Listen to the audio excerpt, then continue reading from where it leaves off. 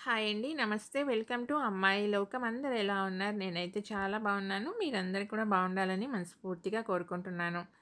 ఇవాళ మన రెసిపీ వచ్చేసి రాగులతో చాలా హెల్తీ రెసిపీ అనమాట. పిల్లల నుంచి పెద్దవాళ్ళ దాకా అందరికీ నచ్చే విధంగా ఎలా చేయాలో చూద్దాం. స్కిప్ చేయకుండా చూడండి.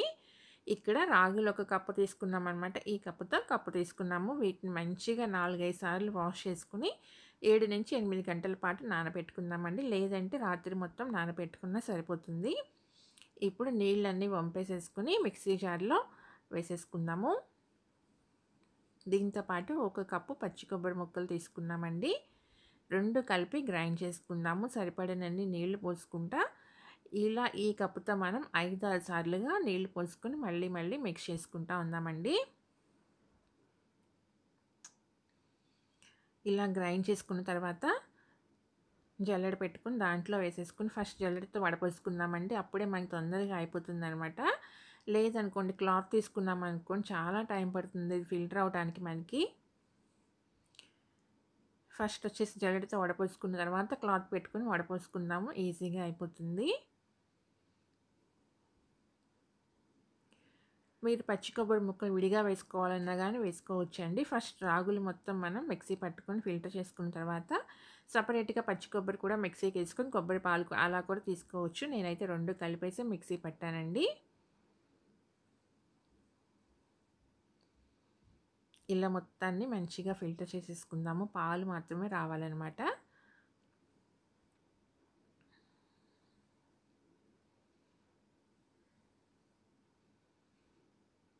ఇలా మొత్తం మనం ఫిల్టర్ చేసుకున్న తర్వాత మనకి ఈ పిప్ అనేది ఉంది కదా! దీన్ని మళ్ళీ మళ్ళీ మిక్సీ జార్‌లో వేసుకొని మొత్తం ఒక 5, 6 సార్లుగా వేసుకుందామండి. మనకి తెల్లగా కొంచెం పాలులాగా కనపడుతుంది కదా! ఇదంతా పోయి అచ్చగా రాగి పిండి మాత్రమే ఉంటుందండి. రాగులు అంతవరకు మనం మొత్తం పాలు మొత్తం తీసేసుకుందాము. ఇప్పుడు తీసుకున్న తర్వాత ఇలా క్లాత్ పెట్టుకుందామండి. జల్లెడలో క్లాత్ వేసుకుందాము. క్లాత్ వేసుకొని ఇప్పుడు ఈజీగా వచ్చేస్తుందండి మనకి పాలనేది. మనం ముందుగానే క్లాత్‌లో తీసుకున్నామనుకోండి చాలా టైం పడుతుందనమాట ఫిల్టర్ అవ్వటానికి. చాలా జాగ్రత్తగా తీసుకోవాలి. అందుకని నేను ముందుగా జల్లెడలో వేసేసి ఫిల్టర్ చేసిన తర్వాత ఆ పాలని క్లాత్‌లో వేసి ఫిల్టర్ చేసుకున్నామనుకోండి ఇంక పిప్పి అదంతా కూడా ఇక్కడే మనకి నిలిచిపోతుంది.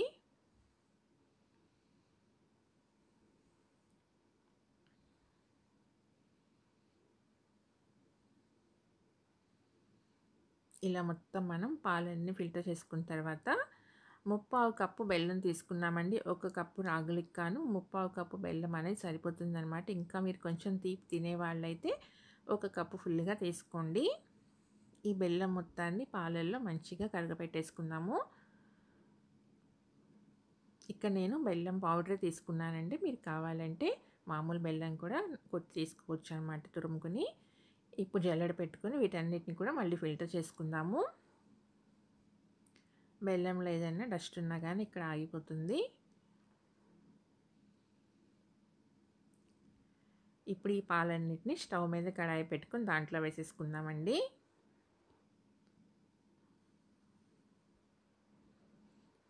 వేసి స్టవ్ వచ్చేసి లో ఫ్లేమ్‌లోనే ఉండాలి.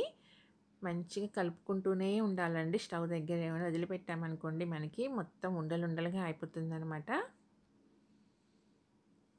ఈ ప్రాసెస్ మొత్తం అవ్వటానికైతే హాఫ్ ఎన్ అవర్ దాకా టైం పడుతుందండి. ఈజీగా అంత తొందరగా వెంటనే అయిపోతుందని అయితే చెప్పను. హాఫ్ ఎన్ అవర్ వరకు గట్టిగా పడుతుంది. పాలొచ్చేసేసి మరీ నీళ్ళు నీళ్ళుగా తీసుకోవద్దండి. ఎక్కువ సార్లు ఇలా చిక్కగానే తీసుకోండి. అప్పుడే మనకి తొందరగా అయిపోతుంది. ఎక్కువ నీళ్ళుగా ఉందనుకోండి ఉడకటానికి చాలా టైం తీసుకుంటుందనమాట. చూసారు కదా! మనం తిప్పుతూ ఉండగానే దగ్గర పడుతుంది. మనం ఏ మాత్రం వదిలిపెట్టినా గానీ ఇదంతా ఉండలుండలుగా అయిపోతుందండి.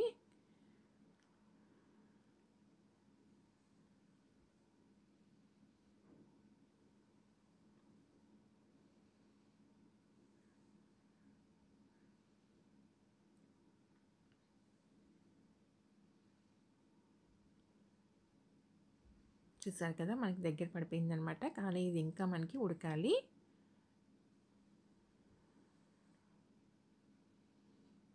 మిక్స్ చేసుకుంటూనే ఉండాలండి, అసలు వదిలిపెట్టద్దు.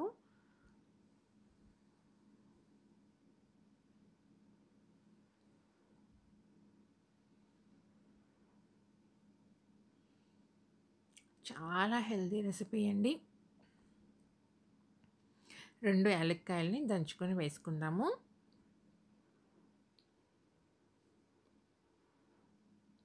చేసుకోవటమే కొంచెం టైం పడుతుందండి, కానీ పిల్లలకైతే చాలా బాగా నచ్చుతుంది.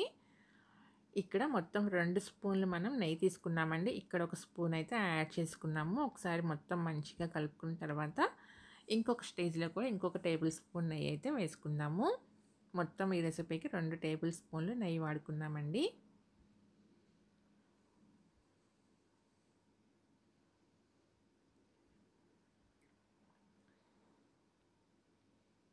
ఈ స్టేజ్‌లో ఇంకొక టేబుల్ స్పూన్ నెయ్యి వేసుకుందాము.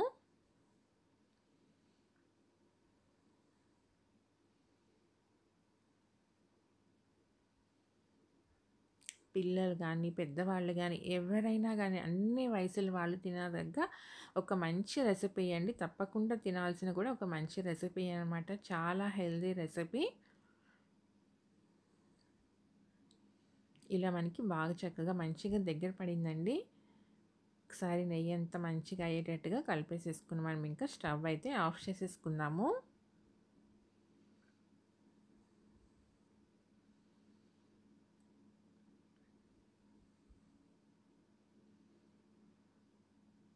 స్టవ్ ఆఫ్ చేసేసుకుని దీన్ని మనం ఒక బౌల్లోకి ట్రాన్స్ఫర్ చేసుకుందామండి. ఇక్కడ నేను చూడండి కేక్ టిన్ ఉంటుంది కదా, దానికి నెయ్యి అయితే అప్లై చేశానండి. అప్లై చేసేసి దాంట్లో వేసుకుందాము. ప్లేట్ కానీ ఎందులోకైనా మీరు ట్రాన్స్ఫర్ చేసుకోవచ్చు.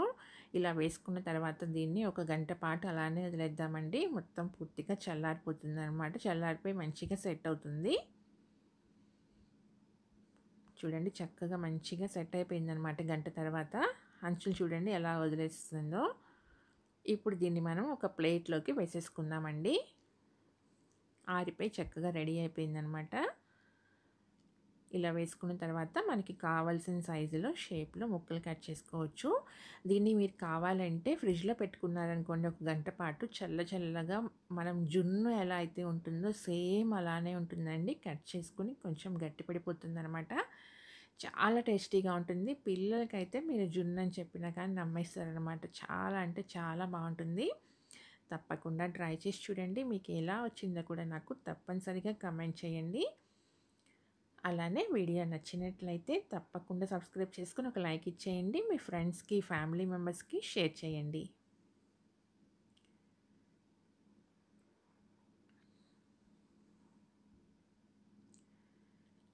చూసారు కదా ఎంత సాఫ్ట్గా జెల్లీలాగా ఉంటుందన్నమాట. టేస్ట్ అయితే చాలా బాగుంది. చాలా హెల్తీ రెసిపీ కూడాను.